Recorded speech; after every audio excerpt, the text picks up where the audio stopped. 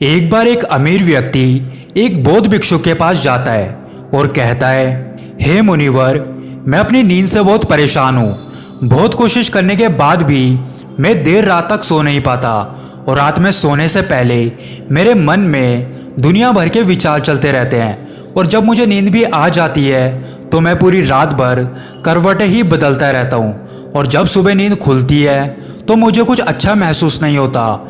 मैं खुद को थका हुआ और अशांत महसूस करता हूँ।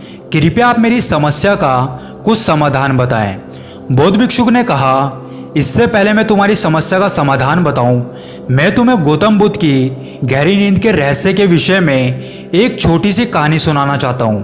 उसके बाद वो बौद्ध भिक्षुक कहानी सुनाना शुरू करता है कि जब गौतम बुद्ध रात को सोते थे तो वो पूरी रात भर एक ही अवस्था में रहते थे। वो कभी करवटें भी नहीं बदलते थे। वो जिस अवस्था में रात को सोते सुबह तक उसी अवस्था में रहते। गौतम बुद्ध का एक शिष्य था जिसका नाम आनंद था। वो हमेशा गौतम बुद्ध के पास ही सोया करता था। आनंद को ये बात बहुत ही परेशान करती थी कि आखिर गौतम बुद्ध एक ही शारीरिक अवस्था में पूरी रात कैसे गुजार सकते हैं। जब कभी भी रात को आनंद की आंखें खुलती तो वो गौतम बुद्ध को एक ही अवस्था में सोते हुए पाता। यह बात उसके मन में बहुत से प्रश्न पैदा करती थी। लेकिन एक दिन भिक्षुक आनंद अपनी जिज्ञासा को रोक नहीं पाया और वो गौतम बुद्ध के पास चला गया। उसने मध्य रात्रि में ही बुद्ध को नींद से जगा दिया और कहा, तथागत, मुझे क्षमा करें।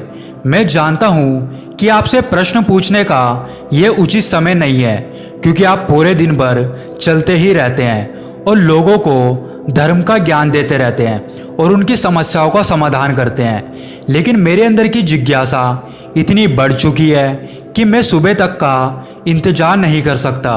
इसलिए आप मेरे प्रश्न का उत्तर देके मेरे अंदर की जिज्ञासा को शांत करें। भिक्षुक आनंद ने आगे कहा कि मैं पिछले 20 सालों से आपके साथ हूँ और मैं ये देखता आ रहा हूँ कि आप पूरी रात एक ही अवस्था में गुजार देते हैं। आप जरा सा भी हिलते डुलते नहीं है। तो क्या आप सच में सोते हैं या फिर सोते ही नहीं है? गौतम बुद्ध आनंद की तरफ देख के मुस्कुराए और कहा, मैंने अपने सोने की सही अवस्था ढूंढ ली है। अब सोते समय मुझे हिलने की आवश्यकता नहीं है। मैं नींद की अवस्था में भी जागृत ही रहता हूँ जबकि मेरा शरीर सो जाता है, लेकिन मैं जागृत रहता हूँ। प्रश्न ये नहीं है कि नींद की अवस्था में शरीर हिलता है या नहीं, बल्कि प्रश्न तो ये है कि शरीर क्यों एक अवस्था में रह नहीं पाता। और इसका कारण है मन, क्योंकि ये मन ही है जो कि शांत और स्थिर नहीं रह पाता। और ये कारण है कि हम नींद की अवस्था में भी अपने शरीर को हिलाते रहते हैं। लेकिन मैं इन सब चीज़ों से अब परे आ चुका हूँ। अब मेरे अंदर मन जैसा कुछ बचा ही नहीं है। जब मैं सोने जाता हूँ तो मेरा शरीर एक मृतिक शरीर के समान हो जाता है। मन जैसा कुछ बचता ही नहीं है। आनंद, क्या तुमने कभी किसी मृतिक शरीर को अपनी अवस्था बदलते हुए देखा है? ये तो केवल हमारा मन ही है जो कि हमारी गहरी नींद की अवस्था में भी हमसे ये सब काम करवाता है। एक बार मन स्थिर हो जाए, मन शांत हो जाए, तब तुम्हारा शरीर गहरी निद्रा में चला जाएगा। लेकिन इसके बावजूद भी तुम भीतर से जागृत रहोगे। भीतर से तुम सब कुछ अनुभव कर पाओगे। सोने के बाद भी तुम्हारी जागरूकता एक जलते हुए दीपक की तरह हमेशा जागृत रहेगी। कहानी खत्म करने के बाद उस बौद्ध भिक्षुक ने उस अमीर इंसान से कहा कि एक जागृत इंसान ना केवल अपने शरीर को जागरूकता के साथ देखेगा, बल्कि वह अपने मन को भी पूरी जागरूकता के साथ देखता रहता है।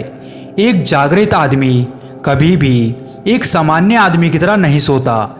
जब सामान्य आदमी सोता है तो वह अचेतन हो जाता है।